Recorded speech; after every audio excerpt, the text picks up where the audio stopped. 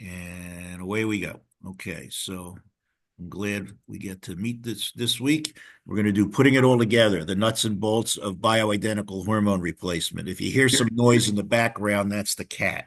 Okay, I see. the cat, You're quoting Jackie Gleason, and away we go. and away we go. Yes, you're right. Okay, remember this was a CME credited thing, so I'm supposed to Yeah. disclose, and nothing really to disclose. We're going to talk about four categories: inflammation, nutrition, hormone restoration or optimization. And then I have a mind body module. I know we haven't gone over that. Hmm. I usually just use this as a handout anymore because I really don't have time. But at one Yeah. time, it's eight weeks of sort of exercises, you know, all about mind body harmony. Yes. Right. So, and it kind of ties everything together. And what I used to do was each week I would hand out a whatever week it was for that person. Yeah. And there's things in there like make pretend it's 6 months from now. What kind of progress have you made? And then I'd give them to it, and they'd have to they'd write us a little paragraph and whatnot, and then they would hand it back to me, and I put it in the drawer. And 6 months down the road, I would go over it with them. Uh-huh. It's kind of fun. And then there was another one for 5 years, but I don't remember if I ever got to anybody 5 years. So, um, but it was kind of fun, and it was kind of like it was sort of setting a goal and some goals. So, um, I give the handout. I'll send the whole thing to you later today if I think of it. Um, Okay. just remind me, okay? Yes. Uh, Yes. so okay, but so we're going to talk about the four pillars. Now, you and I are of an age where we weren't taught anything about inflammation, right? We were Right. taught, you get appendicitis, you get some sort of infection, and we got to get your appendix out, and then you get a cholangitis, and you got a gallbladder, a stone in the gallbladder, and then it gets infected, and you got to get the gallbladder out. But we weren't, and especially chronic disease issues of even back then, heart disease and diabetes, and even cancers. I mean, the word inflammation never crossed our threshold. Right. So when I first started doing this kind of work, and inflammation came up, quite frankly, it never registered with me. I mean, I never quite got the whole idea until I sort of sat down and broke it down myself. So chronic low-grade inflammation is recognized as the underlying pathology, if not of many, if not most, chronic diseases. Yes. So this is a picture, by the way, of Burning Man. You know what? You ever hear of Burning Man? Oh yeah. Uh-huh. Yeah, so this is Burning Man. It's in the desert here. So it's the end of August, and the Reno, where we live, and especially my office is right off of I-80, and it's sort of like the biggest city closest to Burning Man. So there's a lot of traffic, with all the crazy things that they do. Right next to my office is a big um uh, uh, uh, you know gas station, 7-Eleven type thing. It's not a 7-Eleven, but a type thing. So we get to see a lot of the crazy It- stuff that comes through unassembled. yes. Have you ever gone? No, I haven't gone.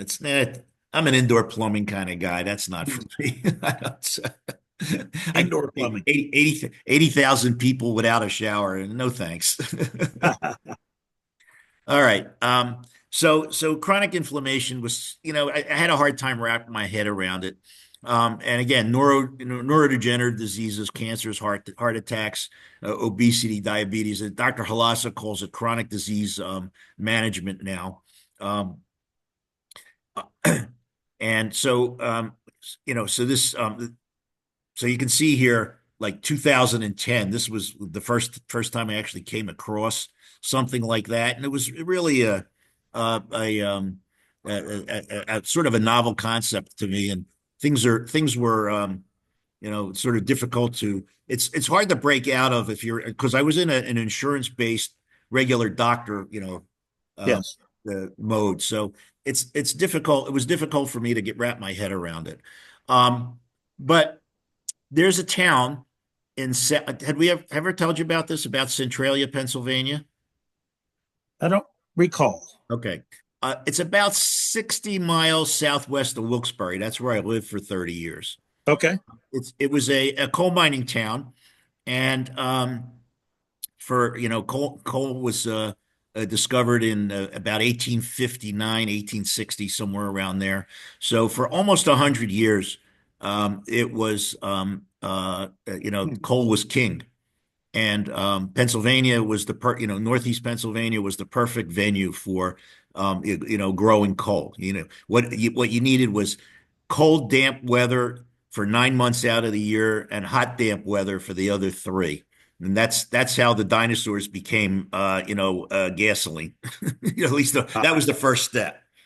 yes. So there were hundreds of these little towns, like Centralia, all through Pennsylvania and even Ohio, and they grew up usually around either a small river and whatnot, and like Centralia at its peak had about 4,000 people in it. That was 1925, 26, when it was a boom town.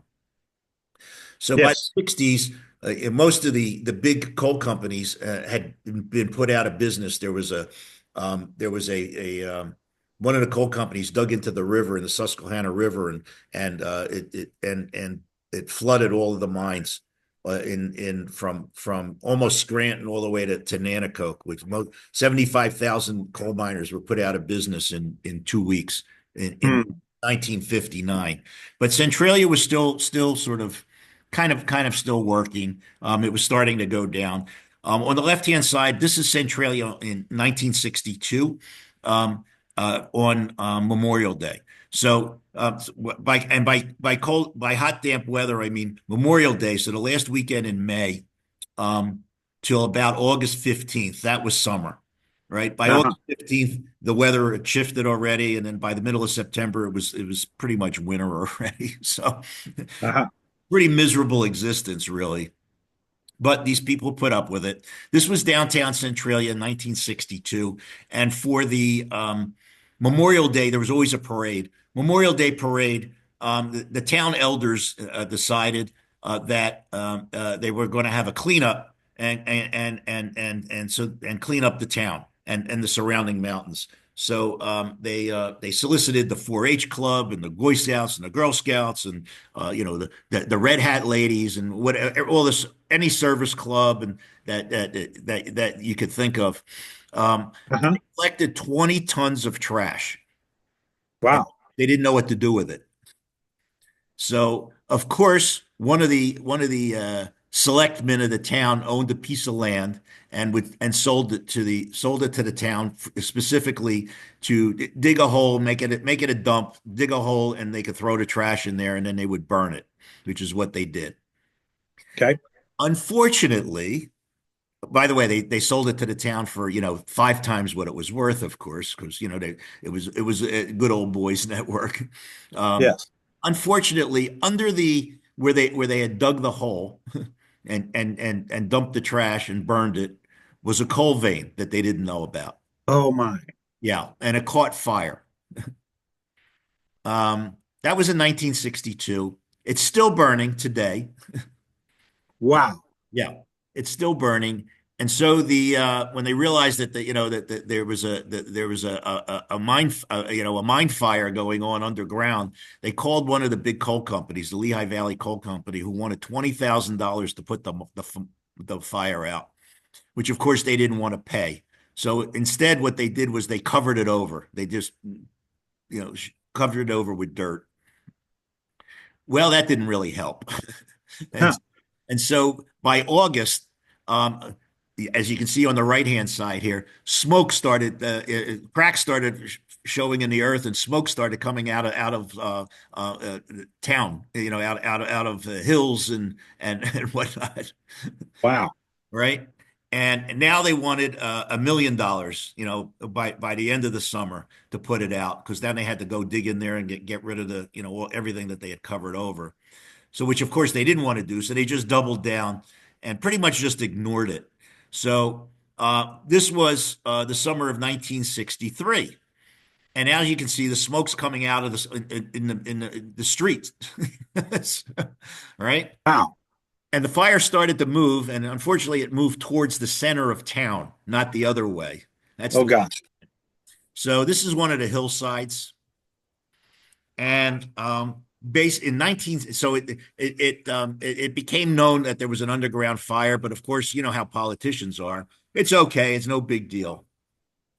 Until 1979, these kids were playing in the backyard uh, of a gas station. Yes. And the guy who owned the gas station was also the mayor of Centralia at that time. And he had got a gas delivery. Remember, 1979 is when the boycotts were going on. Yes. So when he got a gas delivery, that it wasn't a remember those gas lines and all. It Yes. was wasn't a it wasn't a it was a big deal because to get a shipment of gas to this little town was kind of it was scarce at that time. Yes. When he opened the tank to pump the gas from the tanker into his underground tank, he noticed that the gasoline that was in the tank was boiling. Oh shit. Yeah. So he dropped a thermometer down there and he came up with 179 degrees. Oh my gosh. Yeah. So basically, what was going on is that the underground in Centralia, Pennsylvania, was experiencing um, uh, really not a low level, but an inflammatory type reaction. So when I looked at it that way, it sort of made more sense. So so this was Centralia in 1963. This was the downtown area. Yeah. And this was it in 2002. This is the same street. Wow. Okay. It's a little bit further back. You see the street here? This here? Yeah. That's the same intersection. And as you Wow. can see the sign here, 61, right? There's the same sign.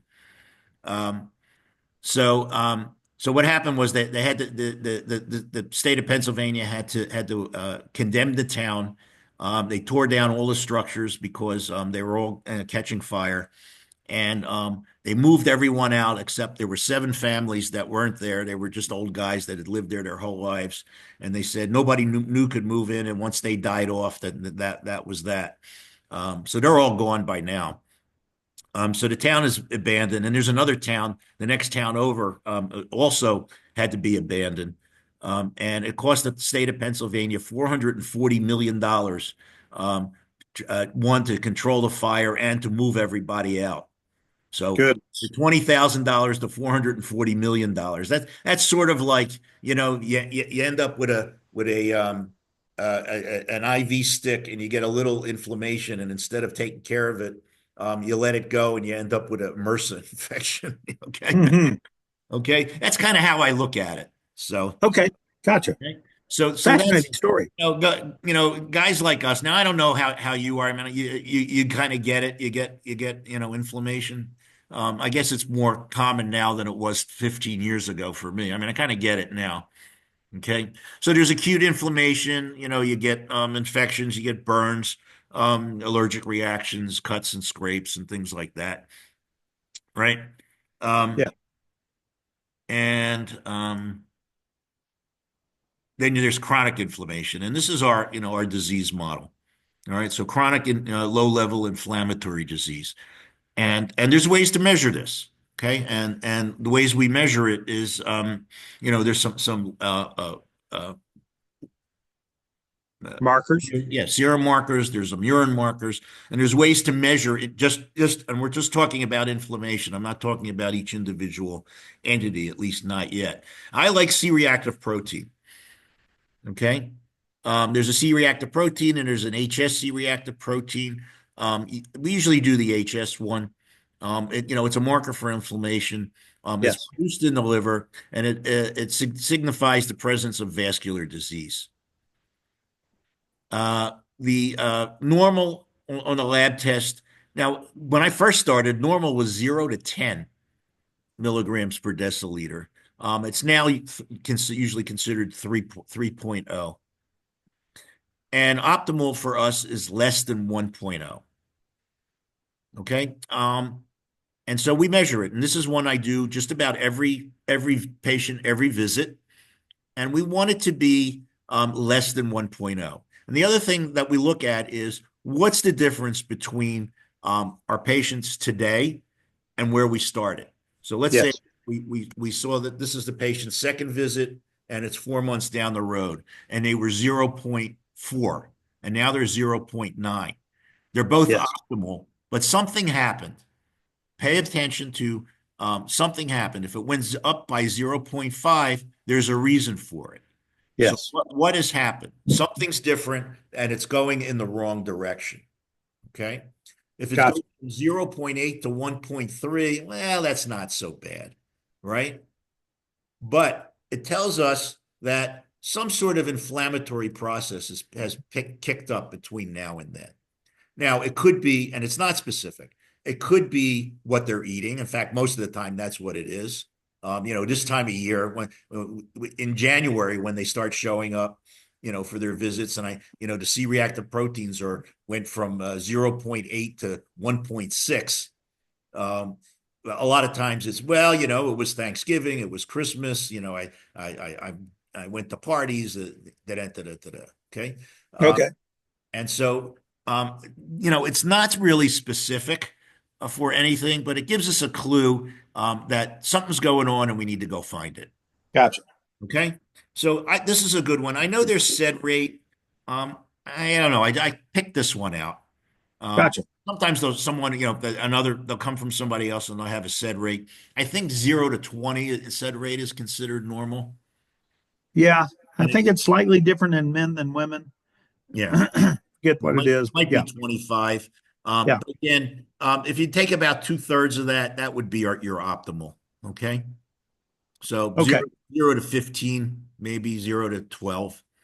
All right. But I don't usually do that one. This one I do all the time. So I'm pretty comfortable with this one. Gotcha. Here's your remedies. We do usually use omega-3 fatty acids and turmeric or curcumin. So omega-3 fatty acids, is a little bit of a antiplatelet function. It's an anti-inflammatory. It also has some antidepressive properties to it. We use it as an adjunct with patients with depression. And it's good for insulin resistance also and cardiovascular health. So Okay. also good for skin. Um, if they don't want to take omega-3 fatty acids, fatty fish. So salmon is, the most, the one that is usually acceptable. There's also mackerel, sardines, is one of them. Interesting. How Yeah. much do you give if you give the tablets or the? I usually start at 1,000 milligrams twice a day. You can go up to 2,000 twice a day, so 4,000. I've seen it a little higher, but you start getting GI issues with it. So, 2,000 twice a day. Usually, that's the max that will go. Okay. So turmeric or curcumin, turmeric is a spice. You can cook with it. And Hmm. well, curcumin, right? Yeah. Uh-huh. Right? It's a yellow spice. It's an anti-inflammatory. It reduces reactive oxidative stress. It's a liver detox agent. It neutralizes free radicals. You have to have black pepper in it. So bioperine, it's called. All right. Otherwise, it doesn't get absorbed. So all the major supplement companies. We use pure encapsulations for this one mostly. Or orthomolecular also has one will use, but mostly pure encapsulations. They all have it in there. If it's just plain curcumin, that's what you'll get in the dollar store. It's not going to do us much good. Okay. Got it. I usually save curcumin for pain syndromes. Huh. Omega-3 fatty acids are my go-to. I'll use this as a secondary one, at least for high C-reactive protein. Okay. All right. LPPLA Yes. is a specific vascular inflammation. It's proatherogenic. It's a marker of plaque vulnerability. All right, it means they have plaque, but and it's increased in high carb, high sugar diets.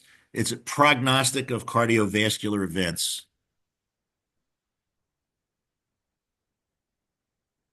So I've had a heart attack.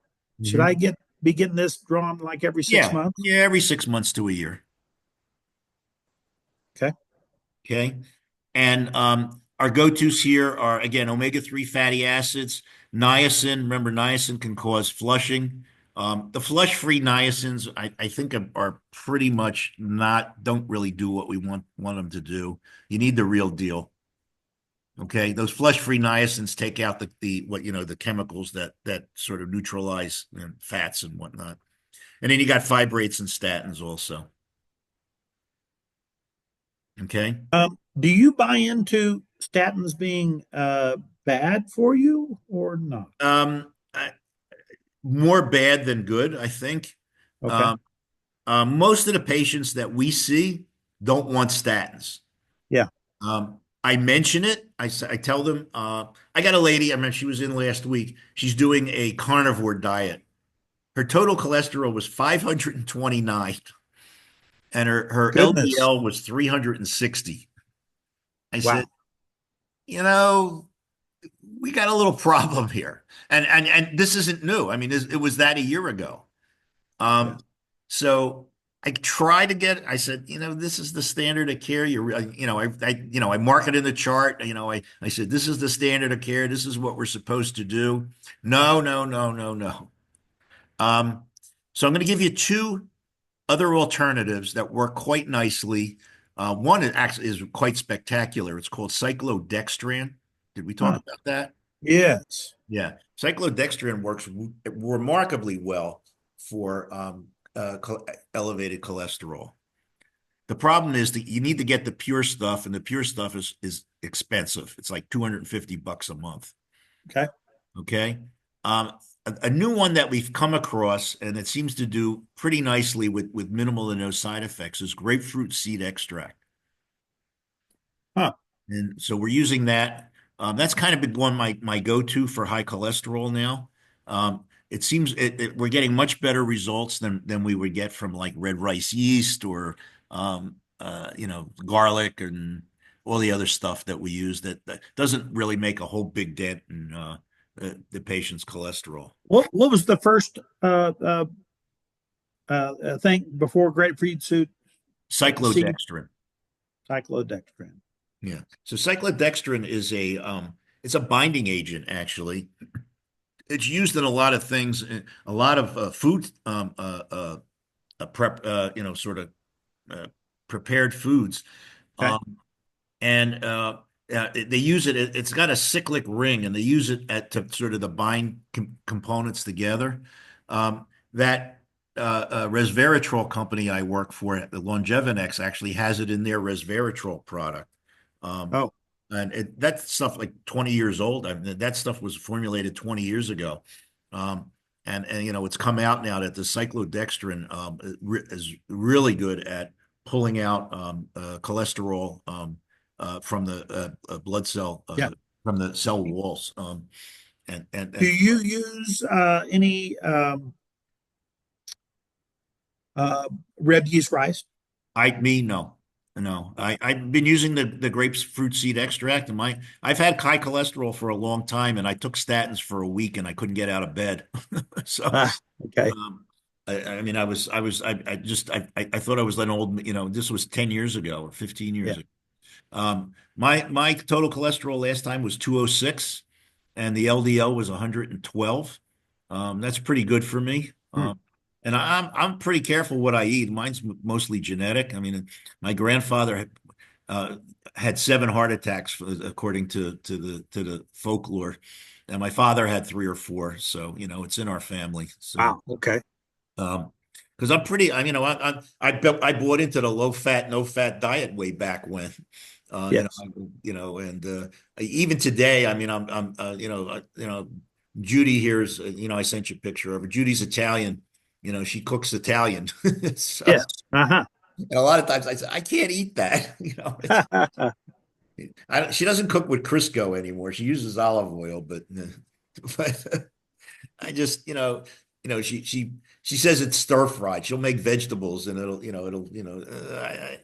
boiled them. So, I mean, they taste better, but I feel like my my heart, vessels closing with every bite. So, LP, PLA, and then the next one, you need to use those together. So MPO, myeloperoxidase, this is with the plaque is already ruptured. So LPPLA is pre-rupture, and there's something wrong with this thing. I can't go. There we. Oh, I can't reverse it for some reason. Um, Okay. MPO, right? MPO, Myeloperoxidase. myeloperoxidase, and myeloperoxidase. Let me see if I um, myeloperoxidase. Let me see if I can do it this way. There's like uh, something comes up and right over the back thing, and I can't go back. Um, so myeloperoxidase is your go-to for plaque rupture.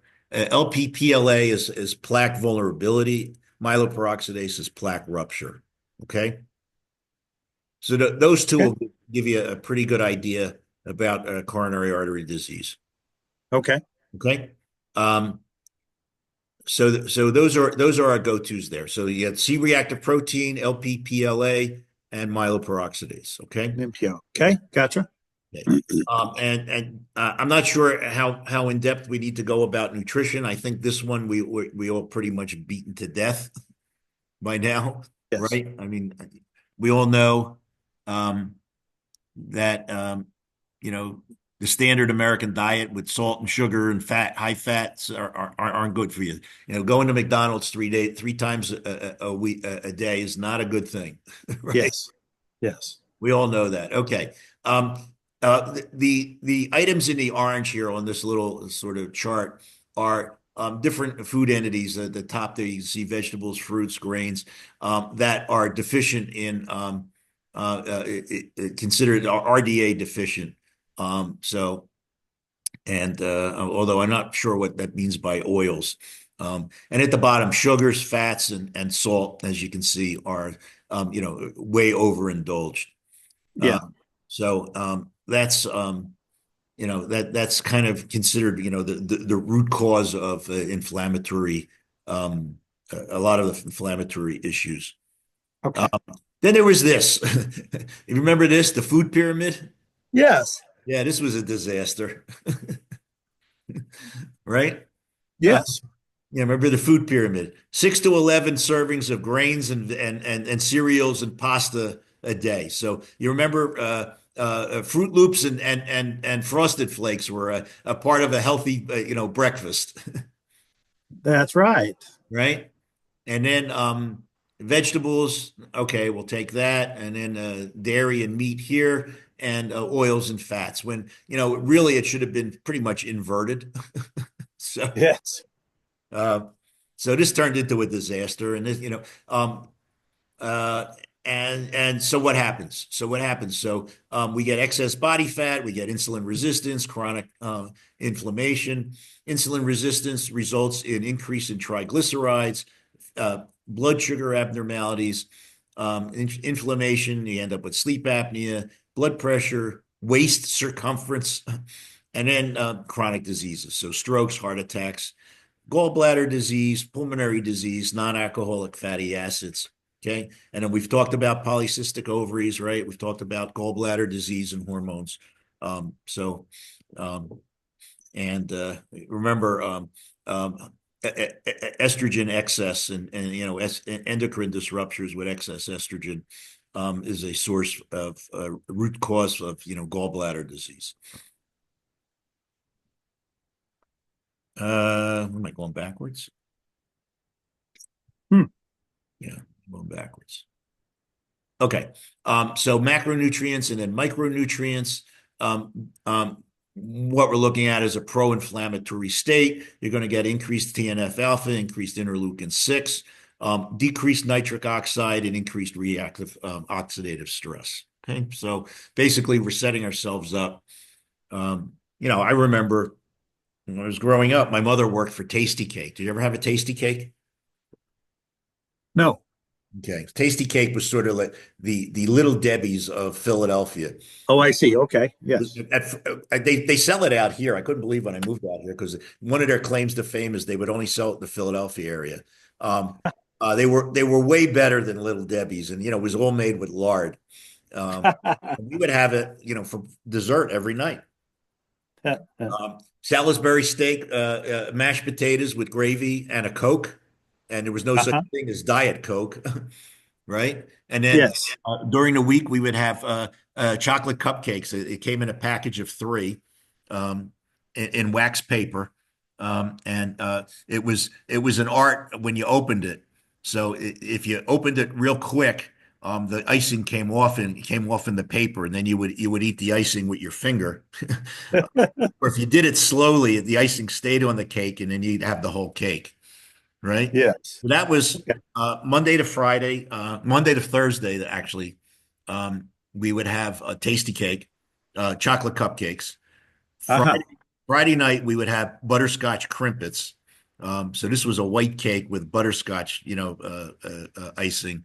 And then Wow. Saturday, my parents would go out. They went to a place called the Latin Casino, which was in Cherry Hill, New Jersey, which is like the Beverly Hills of Philadelphia. So it wasn't a casino, it was a supper club. Yes. My grandmother would come over and we would watch Saturday night at the fights. And my grandmother would stay with me and my brother, and we would have peanut butter tandy cakes. And that was a white cake with a layer of peanut butter and under on top of the cake, and then a chocolate covering on the whole thing, right? And Oh my gosh. you put them in the freezer and you ate them frozen. Oh, So you did. almost like Huh. an ice cream kind of thing. Yeah. Wow. And then she would give us tea. She would make us tea, and then she would put a little Manischewitz wine in it. She'd say, "This will make it taste good. Ah. Don't tell your parents all the time." That's what she would say, right? And then the next thing you knew, it was Sunday morning. So, um, yeah. So we had that every night. We had tasty, and they were made with lard. They don't make it with lard anymore. I don't think, anyway. I don't eat them anymore. So, um, but we would have hamburger, French fries, and a Coke. We would have Salisbury steak, French fries, and a Coke, mashed potatoes, and I mean, that's what we ate. And Wow. my Sure. father had a big pot belly that he lost in 2 weeks in 1987. I thought he had cancer, but he ended up having, his blood sugar was 1200. So, Oh, goodness. um, and so this is the setup. Micro, too many calories also. And so we've now come sort of full circle, and we've seen, in the last 10 years, the sort of discovery, I don't know what you would call it, of mTOR and autophagy. Yes. So, mechanistic target of rapamycin is sort of a pro-inflammatory state, and it's mostly from a continuous state of feeding. It's micronutrients feeding the organism, and Oh, autophagy is its balance. And for most of human existence, if you ate one meal a day, you were doing good, and you didn't eat most of the time. And that sort of kept our metabolism in check. And yeah.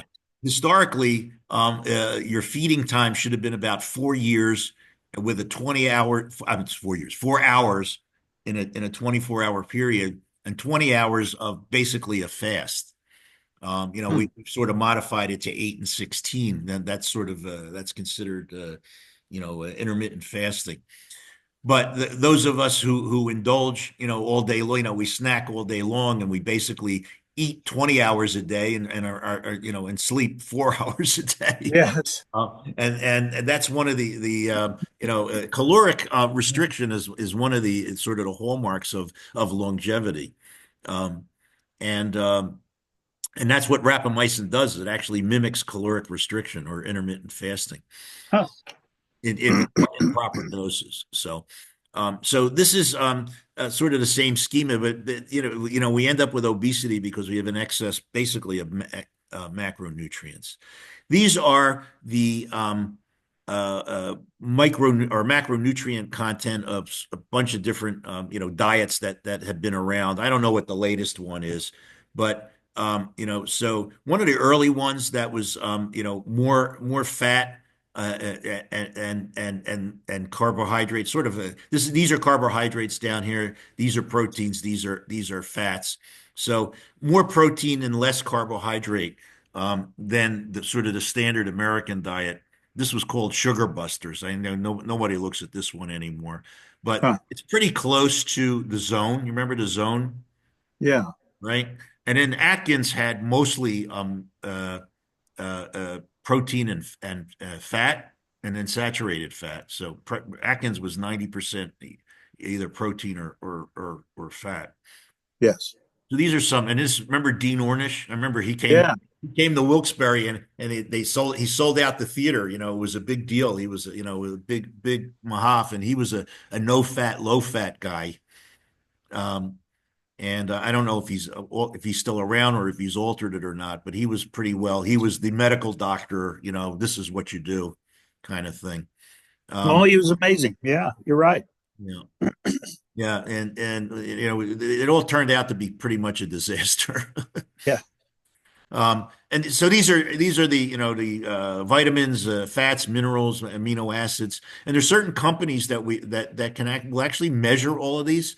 At one point, I had the idea that I was going to do a micronutrient test on every patient, and then make a specific sort of vitamin supplement pack for each one of them.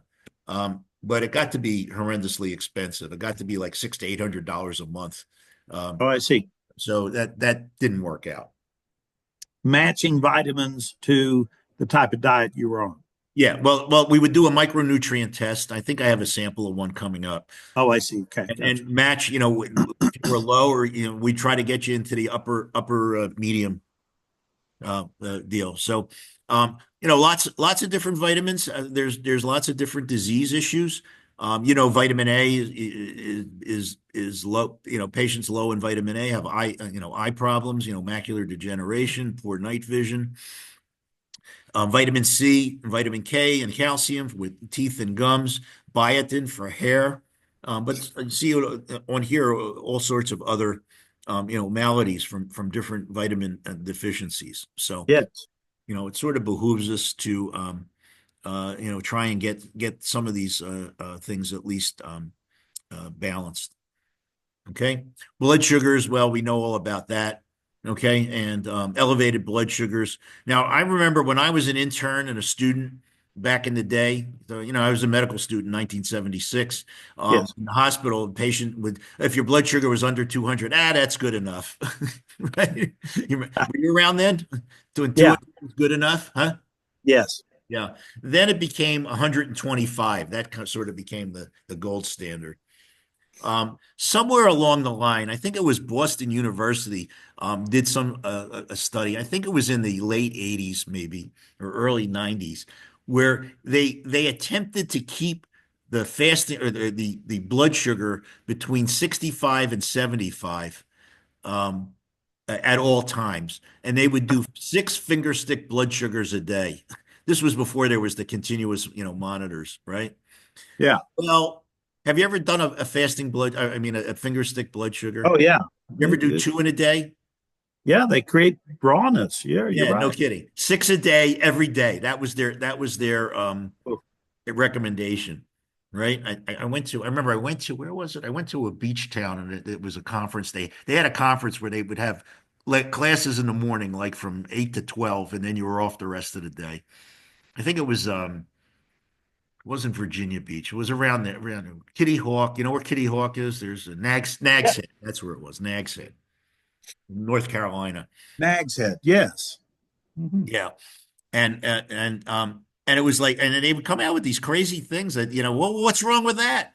I said, well, you're in a university, hospital. Nobody out in the real world's going to do that. Would you do that? And that would stop them.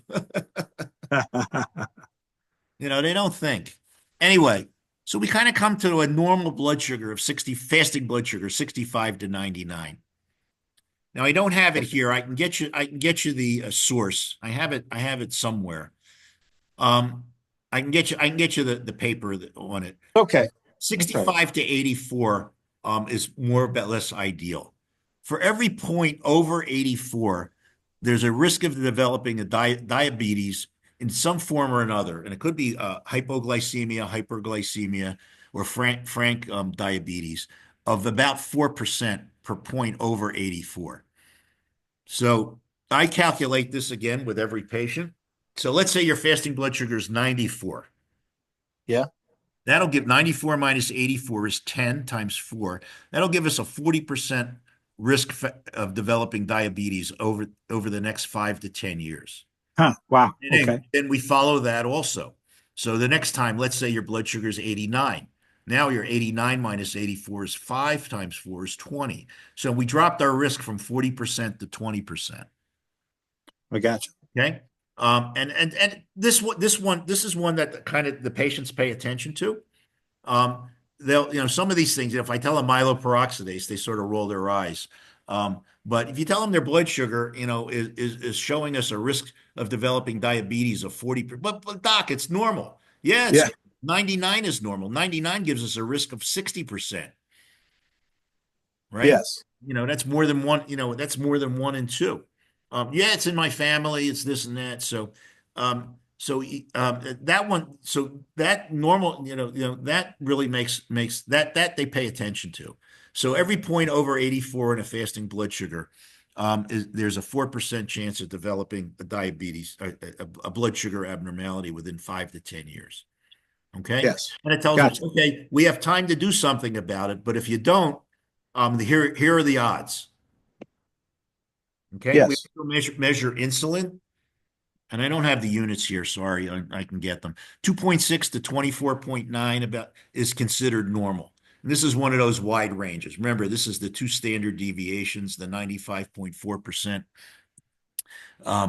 of developing, that's considered normal. Our optimal here is less than 5. And so they can have a fasting blood sugar of 110, but a fasting blood sugar or an insulin of 3, and that'll give us an insulin resistance of still less than 1.0.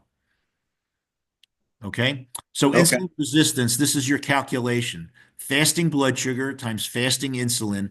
You got to have to divide it by 405. That'll get us to the proper units. Okay. Okay. I can go through the whole calculation if you want, but here's the bottom line. Good. No, I got it. So fasting blood sugar, let's say fasting blood sugar is 100. Let's say your insulin is 10. That's 1,000 divided by 405.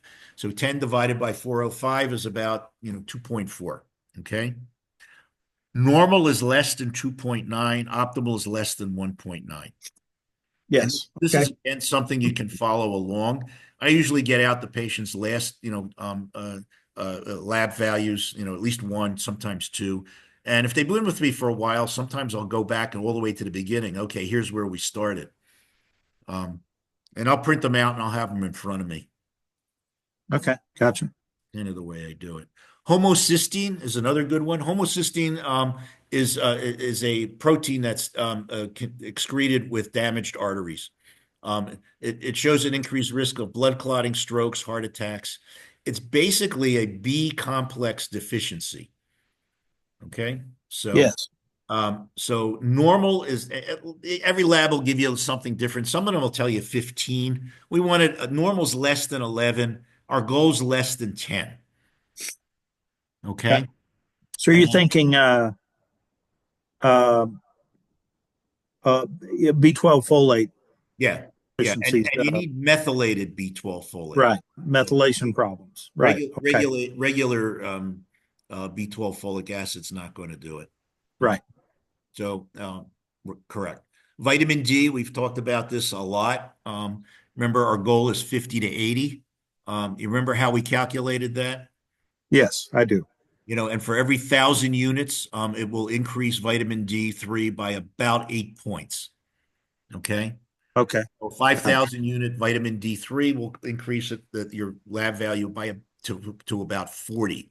Now, if they come in and they're telling you they're taking vitamin D3 and their lab value is 37, they're not using a vitamin D3 that has 5,000 units of vitamin D in it. Okay. Okay. So, they need a pharmaceutical grade one. We use Designs for Health. We use life extension. We've added in K2 lately. Um, Uh-huh. so vitamin K2, for it helps bone strength lately. Vitamins for health. What was that? Uh, Designs for health. Life extension. Oh, life extension. Okay. Yeah. Pure vitamin D3. We like Douglas. Okay. Okay, remember Douglas and Pure are the same company actually. And we'll also do vitamin D3 also will come in a 25,000 or 50,000 time release once a week dose. Yeah. And they're pretty effective. And they're really cheap. I mean, they're about 60, 70 cents a piece once a Oh, week. okay. Right. So you can get 30 of them I think from Zymogen for about $20. And that's 6 months worth. Yeah. Okay. So that works pretty well. This is from SpectraCell. This is a micronutrient test. This is what Okay. I'm Yeah. talking about. We would do this test. You get 32 nutrients. You get all the vitamins, A to K. You get antioxidants, B vitamins, or amino acids, neurotransmitters. They give you a total score also, sort of, and a glucose balance. And what you want really is you want all your nutrients to be in the upper half of the white here. The yellow is considered neutral. The blue is considered deficient. Okay. So if you see here, you can see there's little black dots. This is where here's one that's sort of in the neutral zone. That's B2. This one is just over the neutral zone. That's niacinamide, B3. Um, and so I would consider like a B complex here, a methylated B complex, because you want it to get it right along here. Okay. Gotcha. Down here, you can see this is glutamine here, Hmm. and here in the see it's marked red. Is oleic acid, so that's one of the fatty acids. That's a little bit low. You see, it's there's a red dot here. Okay. So that was the idea. It Gotcha. didn't work out, but that was the idea. Okay. All right. So there's all sorts of diets, as you know, and they come and gone. The low fat, no fat diets turned out to be a disaster, and there's elimination diets where we either have a food sensitivity test or we just eliminate what known inflammatory foods and we eliminate them for 2 to 4 weeks, and then we slowly reintroduce them. Um, I have a program that I use. I pay $199 a month for it, and it will give me exact recipes, menus, shopping lists, and it saves a lot of time and effort. And it also saves. I do have a nutritionist that we do refer to from time to time in Florida, um, but it saves a lot of time and money. Um, you can charge for it. I mean, on there you're able to bill for it. I don't. I just it's part of the service. Yes. Like I said, it's $199 a month, and you can have unlimited use of it. You can even write your own diets if you want, your own recipes, menus. They also have exercise programs in there, and there's little videos for each thing. There's a recipe program for the GLP-1s now also. I help with that one. So there's one for semaglutide, there's one for tirzepatide. The new one coming out next year, we'll probably put one in for that also. I've been using it for 10 years when the guy first started it. So I'm one of his, consultants. I help him with it. So Yes. we just wrote a hormone module for him. Um, so protein sparing modified fast, that's pretty much intermittent fasting. That came from, remember, MetaFast and OptiFast? We used to Yeah. run Hmm. programs. That came from Slim Fast, a shake for breakfast, a shake for lunch, and a sensible dinner. So that was Slim Fast. The GLP-1 agonists, those are the new boys on the block. And again, mini fast with bone broth. That was a thing maybe 10 years ago. New York City, they had kiosks selling bone broth for a 6 ounce cup of bone broth for $10, right?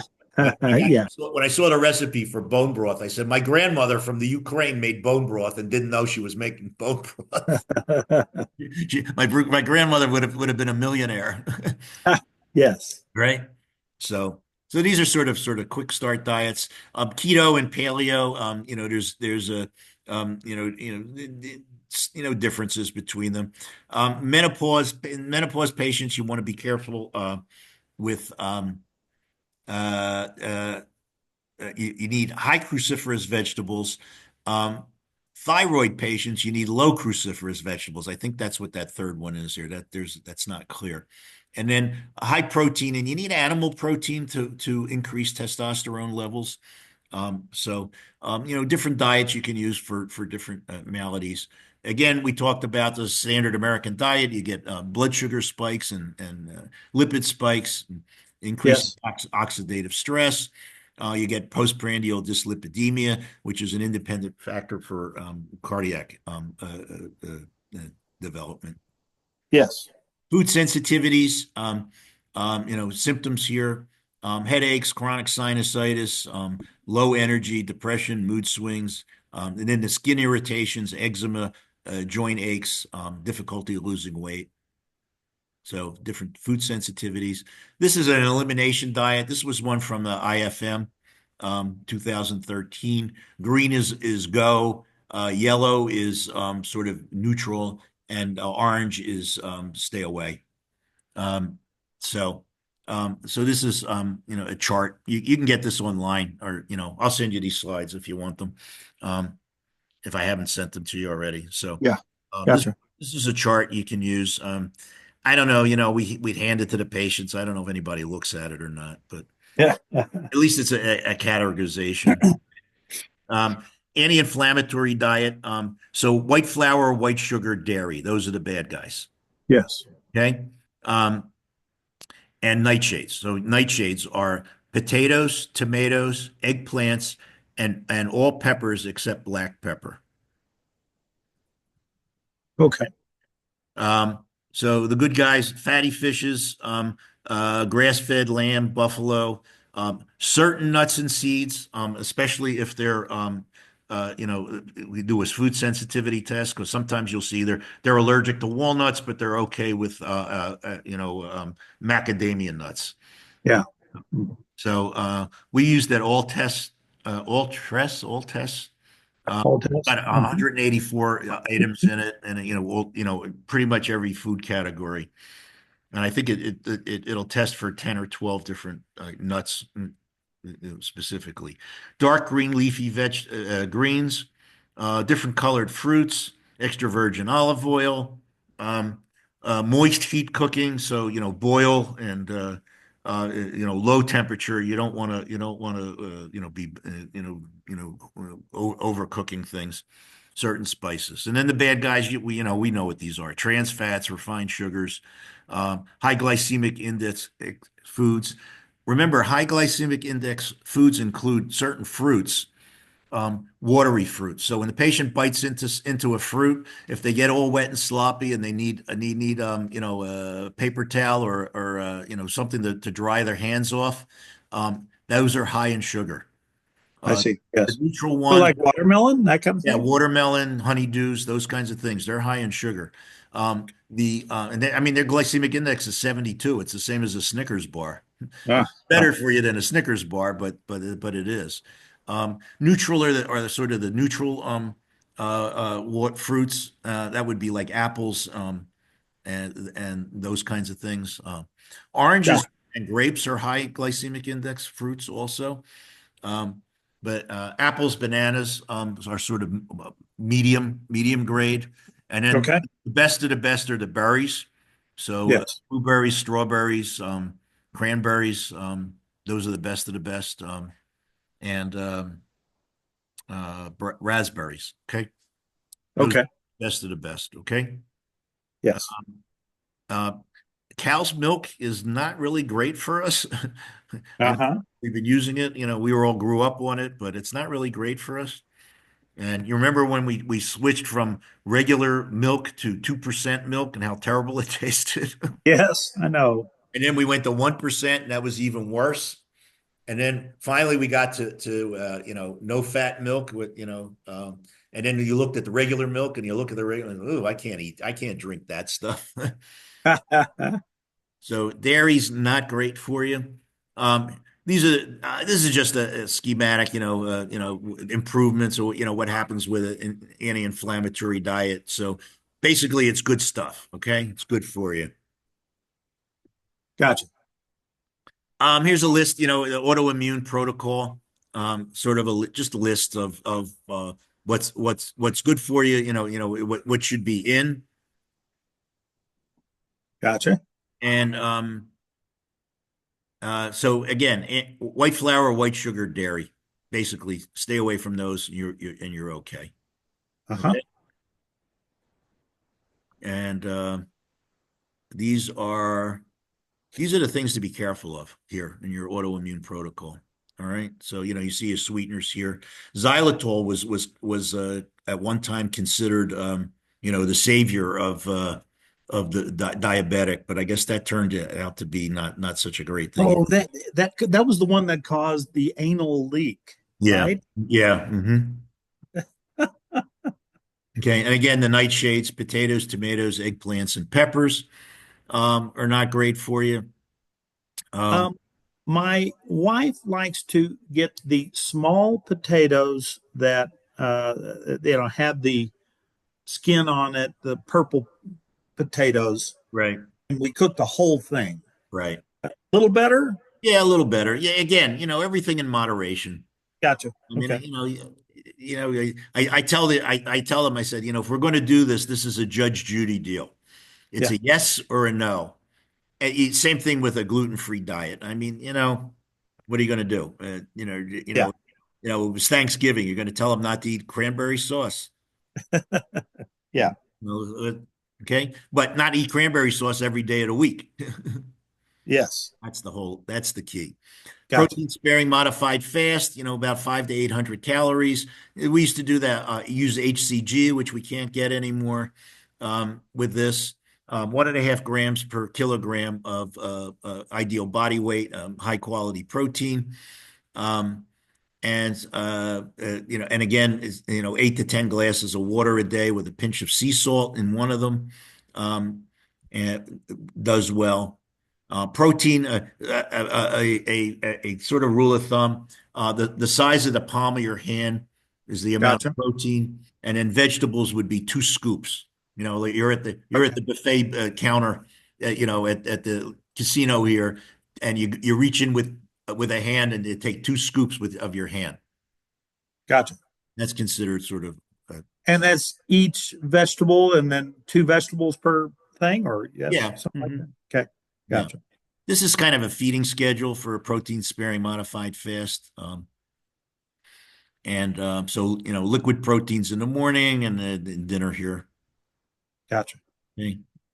Um, this is the HCG diet, which we can't get HCG anymore. So we went to the GLP-1s. They seem to work pretty well. And then we have some of the oral ones now. But this was 5 to 6 meals a day. Don't skip. And then we gave him a page of what to eat and what to stay away from. MCT oil works pretty nicely for Wow. constipation. It's an anti-inflammatory. It's really good after a workout. About an hour after workout, a tablespoon of MCT oil um, helps repair the muscle fiber breaks that you get with exercise. Um, and this looks like the uh, eh, same slide. Um, here's a feeding schedule for that. 100 grams of protein. It was again the size of your palm. Carbohydrates: 2 scoops of raw vegetables, or 1 scoop of or 2 scoops of your hand with of steamed vegetables, and some MCT oil and some water. Okay, this Okay. one. doesn't kill your appetite, so you have to get them through that first day or two. And sometimes it can be quite a bear. This is what to eat. This is sort of your anti-inflammatory foods here. Uh-huh. Okay. I put this in, it's in the package insert, HCG side effects. Quite frankly, I've never seen, we use a pretty low dose. I've never seen this with anybody. Occasionally, someone will complain that they're using like a 1,500 unit twice a week to boost testosterone. It will increase you can get some like a neuropathy type feeling, like pins and needles in their hands and feet. But it's in the package insert, so I um, see. yeah, Huh. and it's supposed to stay away from, with cancers and seizures and stuff. So okay. Gotcha. If you have a bad day, the patient has a bad day, you can either do an apple diet for 24 hours or a steak day for 24 hours. And basically, what that is, you start at lunchtime, you give them an apple every 3 hours, make sure they drink at least 100 ounces. So they get an apple at 12, an apple at 3, and an apple at 6, and then an apple at 9, and then in the morning when they wake up, and then 3 hours later. Um, Okay, so that's 6 apples in 24 hours. Make sure they Okay. drink enough. You don't want them to get dehydrated. Um, Yes. you can use apple cider vinegar or Yes. Bragg's amino acids. That's a kind of a sweet tooth killer. Put in some lemon juice. I usually tell them to put it in about 6 ounces of water to sort of, because it does taste pretty bitter. Yeah. Yes. Um, so that seems to work. That sort of gets them back on track. Or you can do what we call a steak day. Um, they can have one apple or one tomato during the day, although we're not supposed to eat tomatoes because they're inflammatory. 6 to 12 ounces of meat, fish, or chicken, or even a vegetarian protein within 24 hours. Again, 100 ounces of water. Okay. I Uh, see. Okay. Red meat slows digestion and it helps cellular, recovery. Um, so red meat's actually probably the best if you're going to do something like this. If they're vegetarian, well, then use a vegetarian protein. Gotcha. Okay. Um, Mini fast with bone broth. Okay, so this is basically intermittent fasting. So 2 meals within an 8 hour period. And if you're done at 6 p.m. or 7 p.m., so you eat between like say 11 and 7, or uh, Uh-huh. right, 10 and 6, and then you have a 16-hour fast. You can have a couple of high protein snacks in between meals, get some exercise, and the time that you would have you're missing the third meal would be the best time to do your exercise. Okay, Okay. and believe it or not, patients do better when they have exercise in the morning when they first get up, and then skip that meal and then start feeding till 11. I see. Okay. Okay. Um, this is pretty tricky, and this is sort of an ongoing thing, getting anybody to buy into any of these. Um, you'll find some people that are, just into it, and that's what they do. Okay. If you talk to Uh-huh. Campbell, he says he fasts every other day. He does an every other day fast. Campbell, who? His name's Jay Campbell. He's kind of a crazy guy on the internet. He's not a doctor. He sells peptides. He writes books on testosterone. Huh. I mean, he knows a lot, but he gets a little carried away at times. And since he's not a doctor and he's not an anybody, he can say whatever the hell he wants and nobody's going to put him down. So, um, and again, the I called that the Chinese menu. A couple of slides back where I gave you what to eat for Oh, column A, column B. I get it. column Yeah. C, right? The Chinese menu. Um, Here's a feeding schedule for this. Again, mini fast with bone broth. This is basically intermittent fasting. You can use the bone broth as your when you are fasting. Gotcha.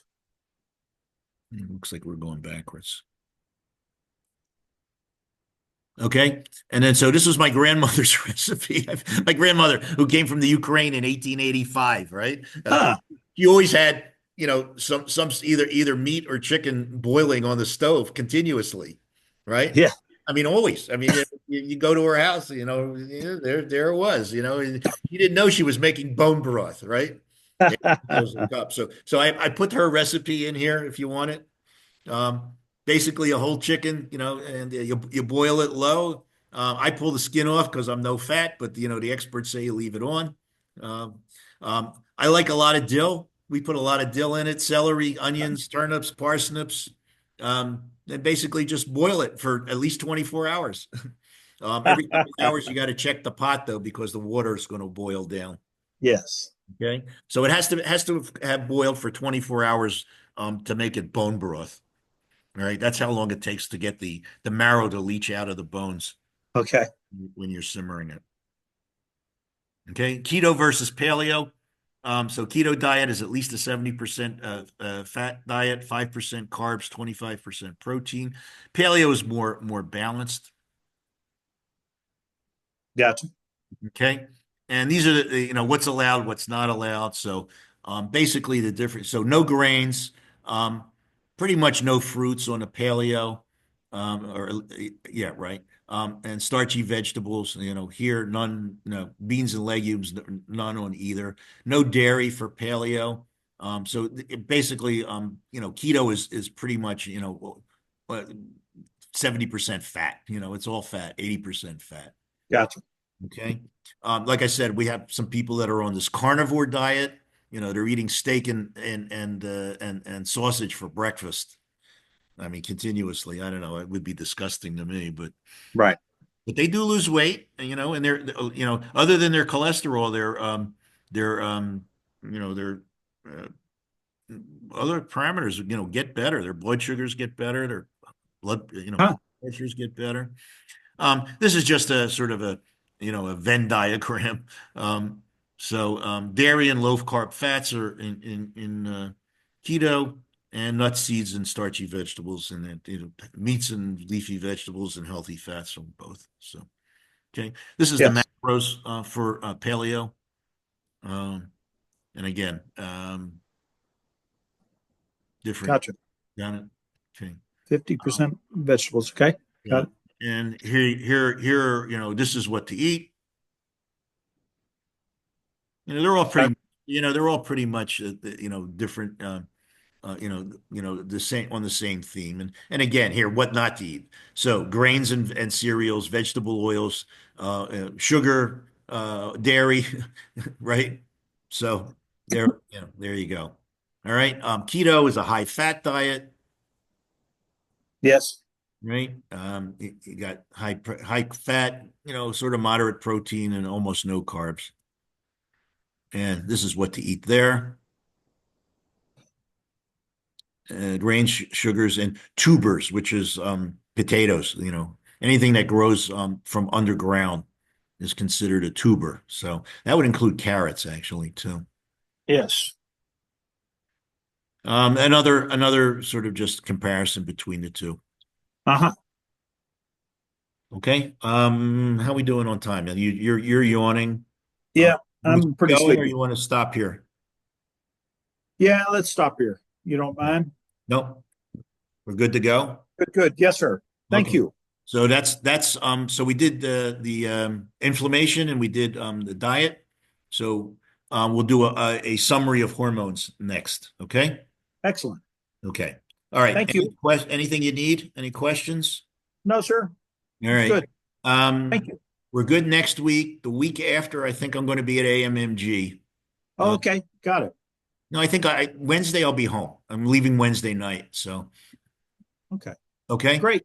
Thank So you. okay. Thank you. All All right. right. I'll send you the video when it's ready. Yes, sir. Okay. And did you get these slides or not? If not, I'll send The, them. Huh? for this lecture, I don't Okay. I'll know. send them to you. Okay. All Thank right. you. All right. You have a good week. If you have any, you know where to get me if you need me. Yes, sir. Have a good weekend. You Enjoy. too. Thank you. You too. Bye bye. Bye bye. You gotta stop share. I never know how to get out of this thing and then stop.